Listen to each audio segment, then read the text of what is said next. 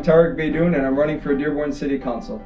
Putting Dearborn first will require a solid plan to protect and maintain our city's core services: police, fire, and emergency medical services. We must do everything possible to see that every Dearborn neighborhood is clean and safe.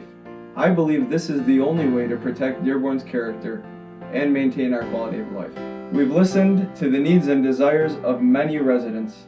Now, our campaign has released a 6-point plan addressing the issue of police, fire, and emergency medical services. Point number 1, we should maintain and prioritize optimal funding and resources for our core city services: police, fire, and emergency medical.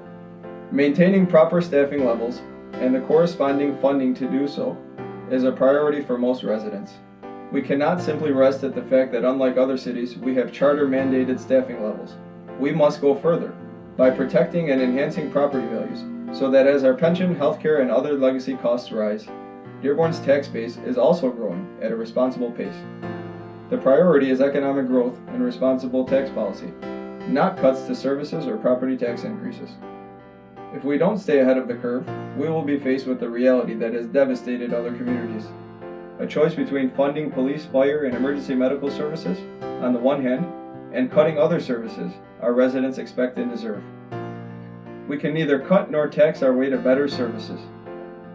Point number 2, we should reject any cooperating agreements with neighboring communities that would slow response times or otherwise compromise our services. Cities like ours must look at ways to cooperate with other communities, but only when it means saving resources and improving services. We must seek cooperation and efficiencies, but any such proposal to share city services must have the demonstrated ability to save our taxpayer dollars and improve services. Point 3, we must hold public servants accountable for their responsibilities to residents and businesses. Public service is an honor and a privilege, but it is also a sacred trust. Our public servants owe it to our residents and businesses to go the extra mile. We want everyone who lives or works in Dearborn to feel welcomed. This requires a culture of excellent customer service. Every public official and employee must be up to the task of helping people while maintaining the public trust. This is how we put Dearborn first. Point 4, let's hold businesses and residents accountable for their responsibilities to the community. We want everyone who lives or works in Dearborn to uphold their responsibilities to each other. Dearborn is a great place to live and work because of this sense of social responsibility that we have to one another. I have always said that Dearborn is the biggest little town in the United States of America. Residents can promote and enhance this sense of community by honoring our traditions.